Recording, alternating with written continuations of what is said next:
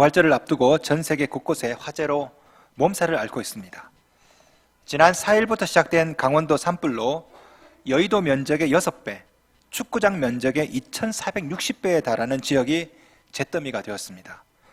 수많은 이재민들이 발생했고 교회도 여러 채가 불탔습니다. 우리나라만 화재가 있는 것이 아니죠. 전 세계에도 화재가 지금 많이 일어나고 있습니다.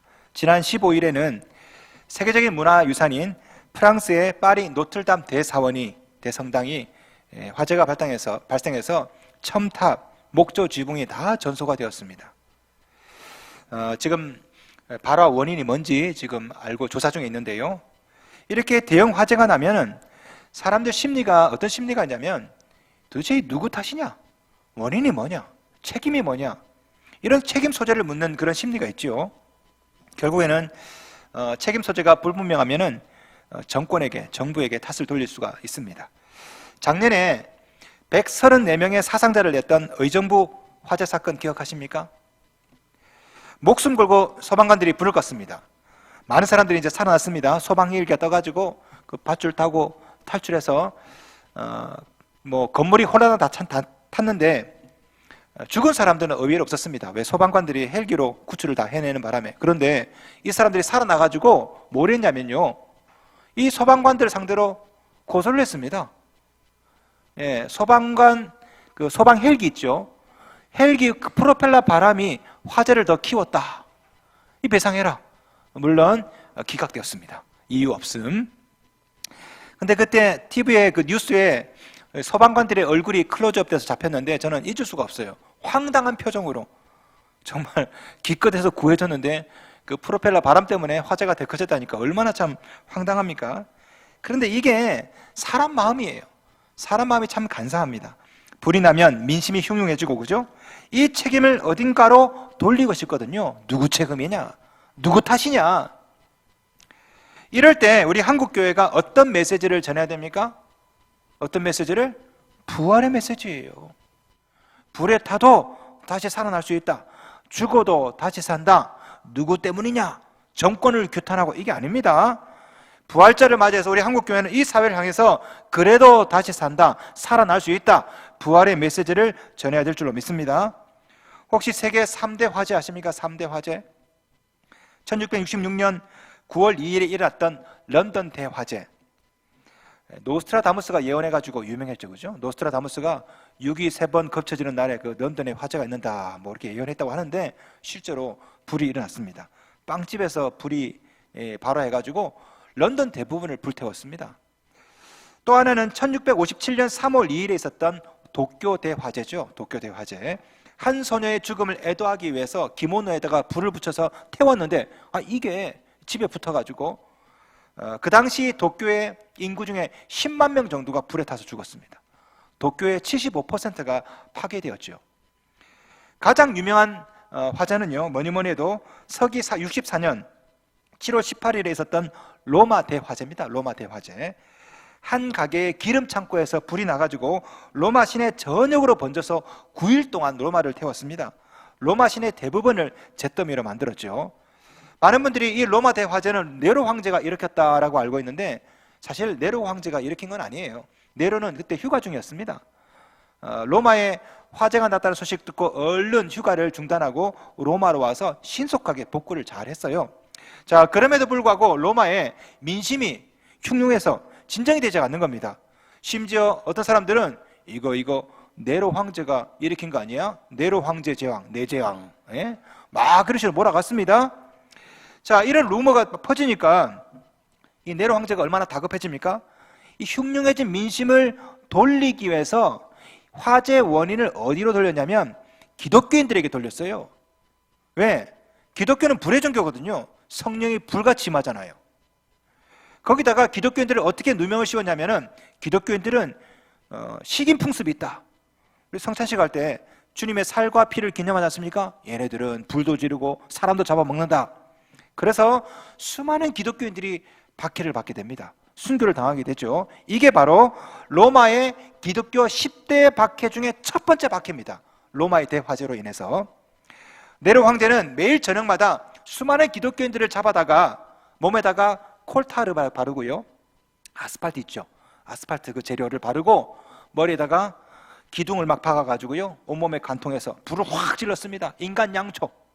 하루에 수백 자루, 수천 자루를 불을 밝히면서 네로 황제는 자기 정원에서 밥도 먹고 구경도 하고 그랬다고 합니다. 수많은 그리스도인들이 원형 경기장에서 늑대의 밥이 되기도 하고 사자의 밥이 되기도 했습니다. 자, 오늘 우리가 읽었던 이 베드로전서는 바로 그 상황에서 쓰여진 성경책이에요.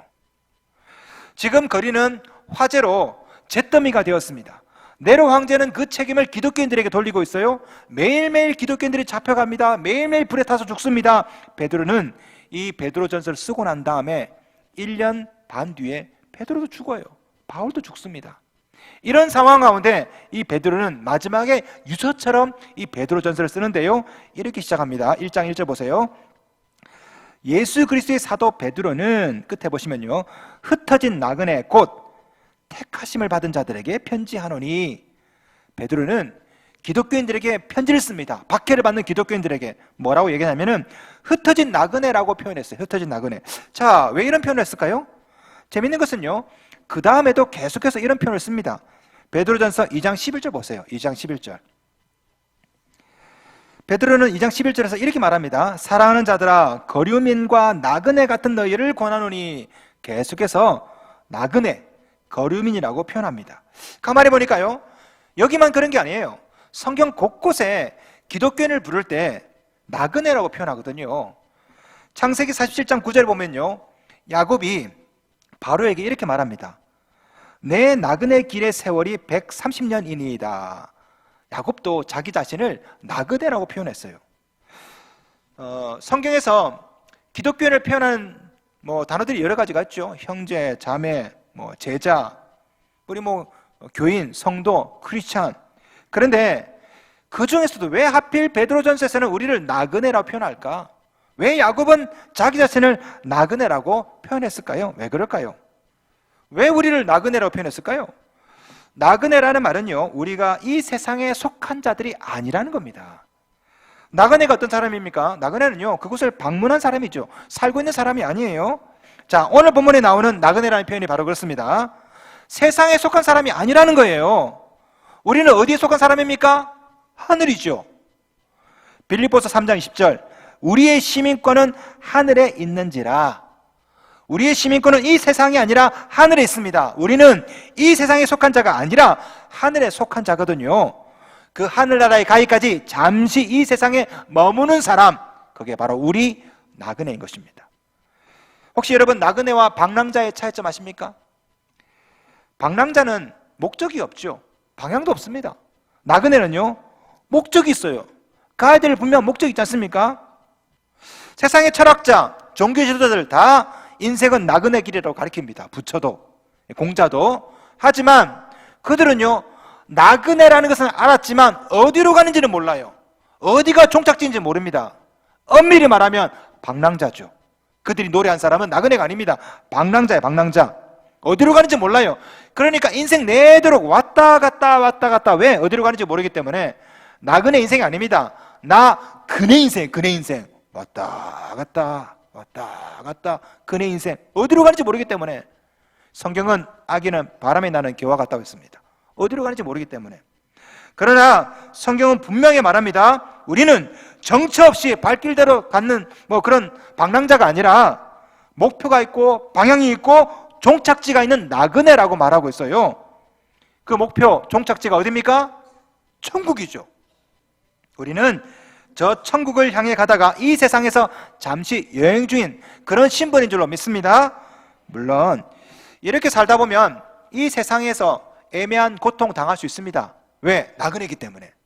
우리는 저 천국을 향해 가는 나그네입니다. 이 세상에 속한 사람들이 아니에요. 그래서 예수 믿는다는 이유 하나만으로 차별받을 수 있습니다. 손해 볼 수도 있죠. 애매한 고난 당합니다. 왜? 우리는 이 세상 사람이 아니기 때문에.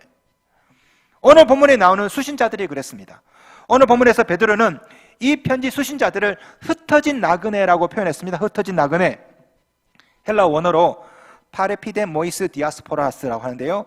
자, 이 말은 조금 설명이 필요합니다. 이 디아스포라 아마 많이 들어보셨죠?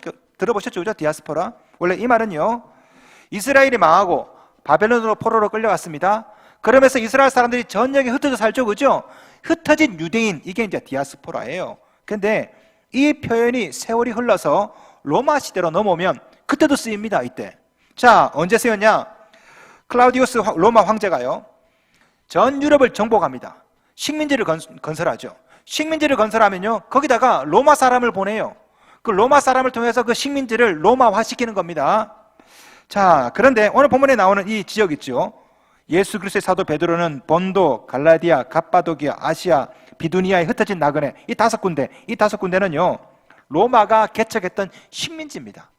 자, 이 식민지에다가 로마 사람을 보냅니다. 그런데 그냥 로마 사람을 보낸 게 아니에요. 추방된 사람을 보냈어요. 로마에서 추방된 사람들, 그곳에다가, 한지에다가 보낸 거죠. 자, 누가 추방됐겠습니까? 기독교인들. 왜? 로마 대화재로 억울한 누명을 썼습니다. 수많은 사람이 잡혀가요. 어떤 사람은 죽고 어떤 사람은 이곳에 쫓겨난 겁니다. 그때 썼던 단어가 바로 파레 피데 모이스 디아스포라스예요. 흩어진 나그네. 그러니까 이 파레 피데 모이스 디아스포라스, 흩어진 나그네는 한마디로 말하면 어떤 사람이다? 유배자들, 왕따, 사회에서 추방당한 사람이라는 그런 용어예요, 용어. 자, 로마의 대화재가 일어났습니다. 네로 황제는 이 불이 기독교인들이 일으키는 거라고 그래요. 사람들은 얼마나 이 기독교인들을 싫어했겠습니까? 살지마, 로마에서 쫓겨납니다. 하루아침에 로마에 살았는데 예수를 믿는 이유 하나만으로 이곳으로 쫓겨난 거죠. 불행히도 이런 역사가 오늘날에도 계속해서 반복해서 나옵니다. 솔직히 말해서 우리 기독교인들이 사회에 공헌을 얼마나 많이 합니까? 지난번에 포항 대지진 때 우리 기독교 교회가 돈 많이 보냈어요. 봉사도 했고. 자, 이번 강원도 산불, 아마 제가 모르긴 몰라도 오늘 부활절 예배 드리는 수많은 교회에서 모금해서 그리로 보내지 않을까요? 그죠? 교회가 우리가 봉사합니다. 우리가 돈을 보내요. 그런데 사회에서는요, 우리 기독교인들을 곱지 않게 봐요. 예? 이기적이다, 욕심 많다. 얼마나 억울합니까? 제가 아이디가 인터넷상 제 필명이 김 목사님이에요. 김 목사님. 혹시 만나시거든 전주하세요. 김 목사님. 제가 글을 쓰잖아요. 예? 김 목사님 아이디로 그 밑에 막 욕이 달려 있습니다. 이 먹사야 이러면서 막 욕이 막 있어요. 얼마나 억울해. 아니, 내가 뭘 잘못했어요. 근데 목사라는 이유 하나만으로 애매하게 고난을 당하고 욕을 먹습니다. 교회라는 이유 하나만으로 우리가 얼마나 공헌을 많이 해요. 그런데 이것이 당연한 겁니다, 사실은. 왜? 우리는 땅에 속한 사람이 아니라 하늘에 속한 자이기 때문에, 우리의 시민권이 천국에 있기 때문에 왕따 당할 수 있습니다. 자, 그렇다면 이 세상에서 우리 기독교들은 어떻게 살아야 됩니까? 천국 가기 전까지 소망을 가지고 살아야 될 줄로 믿습니다. 불평이 아니에요. 원망이 아닙니다. 억울함이 아닙니다. 소망이에요, 소망. 특별히 성경은 우리가 가진 소망이 그냥 소망이 아니라 산소망이라고 합니다. 1장 3절, 산소망이 있게 하시며, 산소망, living hope, 산소망이에요. 산소망이 뭡니까? 산소망. 바다소망 반대말? 산소망? 아니면 염기소망 반대말 산소망? 아니면 이산화탄소망, 산소망, 이런 거 하고 싶죠, 그죠? 몇 개 더 있는데. 자, 살아있는 소망이죠. 산소망은 리빙 호프에 살아있는 소망. 자, 왜 우리 소망이 살아있는지 3절에 나옵니다. 3절, 예수 그리스도를 죽은 자 가운데서 부활하게 하심으로 말미암아, 바로 부활의 소망이에요. 그래서 산소망입니다. 예수께서 이르시되 나는 부활이요 생명이니 나를 믿는 자는 죽어도 살겠고. 여러분, 우리의 소망이 무엇입니까? 부활의 소망이죠. 그래서 죽은 소망이 아니라 산 소망인 것입니다. 그것뿐 아니라 우리에게는 천국의 소망도 있어요. 1장 4절, 다 같이 시작. 썩지 않고 더럽지 않고 쇠하지 아니하는 유업을 있게 하시나니 곧 너희를 위하여 하늘에 간직하신 것이라. 아멘. 천국에서 우리에게 주어질 유업은요, 썩지 않고 더럽지 않고 쇠하지 않고, 그래서 산 소망인 것입니다. 물론 이런 소망 세상도 줄 수가 있죠. 세상이 주는 소망을 우리는 희망이라고 합니다. 희망. 일반적으로 세상 사람들은 희망, 우리 기독교인들은 소망이라는 말을 하죠. 여러분, 희망과 소망의 차이점 아십니까? 희망은 내가 바라는 거예요. 내가 바라는 거. 소망은요, 외부로부터 주어지는 것입니다. 다시 말해서 내가 바라는 것은 희망, 하나님이 우리에게 주시는 것을 바라는 것은 소망이에요. 자, 예를 들어 보겠습니다. 자, 여러분은 몸무게가 얼마나 되기를 원하십니까? 우리 여자 성도님 몸무게가 45kg? 44 사이즈? 그건 희망사항이고 소망사항이 아니죠. 이때 쓰는 게 희망사항이에요. 희망사항. 예. 내가 바라는 거죠. 내가 바라는 것. 불행히도 내가 바라는 것은 불확실합니다. 그죠? 희망한다고 해서 반드시 이루어지는 게 아니에요. 그죠? 몸무게 45kg을 희망하지만 어느새 100kg를 향하고 있습니다. 예? 우리 부교육자를 말하는 게 아니에요. 예. 배가 좀 들어갔으면 좋겠는데 그게 잘 안 됩니다. 희망사항이에요. 치킨 한번 먹으면 금방 수선해야 됩니다. 그죠? 서로 이루어졌다고 해도 영원하지 않습니다. 지독하게 몇 달 동안 다이어트를 했습니다. 며칠만 치킨 먹으면 다시 돌아가요. 예? 세상이 주는 희망은요, 살아있어 보이나 죽은 소망이에요. 죽은 소망.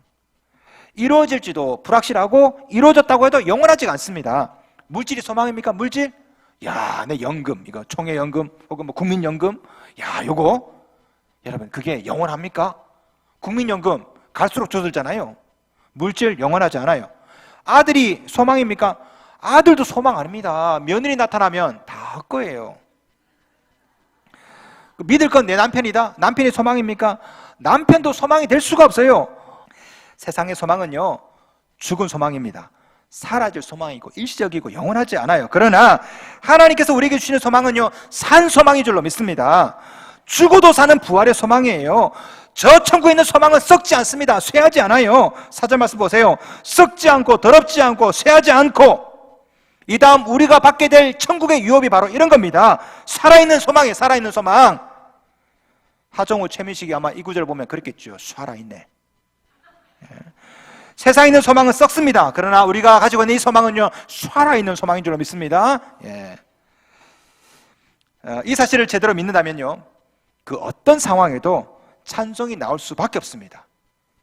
사도 베드로는 그래서 이렇게 말하는 거예요. 1장 3절, 우리 주 예수 그리스도의 아버지 하나님을 찬송하리로다. 찬송이 막 터져 나와요. 여러분, 이 말씀이요, 로마 때 화재 때 쓰여진 그런 말씀입니다. 수많은 기독교인들이 박해를 받아요. 좀 있으면은 베드로도 죽습니다. 순교당해서 죽어요. 그런데 찬송이 터져 나옵니다. 이유가 뭡니까? 자기에게 주어질 산소망을 봤거든요. 그러니까 찬송이 나오는 거 아닙니까? 죽음도 꺼트리지 못한 산소망이 베드로에게 있었습니다. 특별히 여러분이 이 산소망을 가지고 있다면 하나님의 보호하심을 입을 줄로 믿습니다. 1장 5절 끝에 보시면요, 믿음으로 말미암아 하나님의 능력으로 보호하심을 받았느니라. 아멘. 우리에게 상속될 기업이 천국에 있습니다. 그 소망을 버리지 않으면 그 소망을 가지게 될 때까지, 유산을 물려받을 때까지 하나님의 능력으로 여러분이 보호받게 될 줄로 믿습니다. 오늘 본 말씀이 바로 그거예요. 믿음으로 말미암아 하나님의 능력으로 보호하심을 받았느니라. 이 보호, 프루르메누스, 이 말은요, 요새란 뜻이에요. 요새. 요새로 우리를 보호하신답니다. 성도 여러분, 산소망을 가지고 있으면 하나님의 보호하심을 입을 줄로 믿습니다. 실제로 역사를 볼까요? AD 64년에 로마 대화재로 얼마나 많은 기독교인들을 잡아 죽였습니까? 얼마나 많은 기독교인들이 불에 탔습니까? 그런데 참 흥미롭게도 비극적이게도 AD 65년에 로마에 대역병이 들었어요. 대역병이. 그리고 무려 3만 명이 죽습니다. 병에 걸려서. 네로는요, 4년 후에 암살당해서 죽습니다. 그리고 얼마 못 가서 로마는 기독교 국가가 됩니다. 소망을 가진 자들, 이 산소망을 가진 사람들이 세상에서 환난 당할 수 있습니다. 애매하게 고난 당할 수 있어요. 그러나 결국 하나님이 보호하세요. 죽을 것 같지만 죽지 않는다고요. 그러므로 성도 여러분, 여러분에게 주어진 산소망을 붙잡고 사십시오. 그 소망을 붙잡고 사시면 하나님께서 여러분을 보호하십니다. 물론 고통을 당할 수 있습니다. 야, 하나님께서 보호하신다고 했는데 왜 고통 당하나? 그럴 수 있어요. 그래도 기뻐하셔야 됩니다. 이유가 뭡니까? 1장 6절 보세요. 그러므로 너희가 이제 여러 가지 시험으로 말미암아 잠깐 근심하게 되지 않을 수 없으나, 잠깐입니다. 잠깐. 영원한 게 아니에요. 어떻게 하라고요? 오히려 크게 기뻐하는도다. 이유가 뭡니까? 1장 7절 다 같이 시작. 너희 믿음의 확실함은 불로 연단하여도 없어질 금보다 더 귀하여 예수 그리스도께서 나타나실 때에 칭찬과 영광과 존귀를 얻게 할 것이니라. 아멘.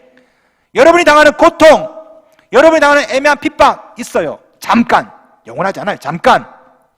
하나님 왜 보호하지 않으시나? 그럴 수 있습니다. 하지만 괜찮아요. 왜? 그것 때문에 앞으로 여러분에게 주어질 칭찬, 영광, 존귀가 있을 것이기 때문에 기뻐하라고. 기뻐하라고. 오늘 본문에 나오는 베드로도 죽고 바울도 죽고 12사도가 다 죽었습니다. 알페의 아들 야고보 돌에 맞아 순교했고요. 시몬은 기둥에 매달려서 거꾸로 톱으로 두동강 나서 죽었습니다. 바돌로메는 산채로 살가죽이 다 벗겨진 뒤에 십자가에 못 박혔다가 참수형을 당했습니다. 그럼에도 불구하고 모든 사도들은 찬송하며 죽었습니다. 왜? 산소망을 봤기 때문에. 그 산소망을 보니까 기쁨이 나온 거죠. 몸이 막 불타고 있습니다. 하지만 그 소망을 바라보니까 기쁨이 나오고 찬송이 나오고.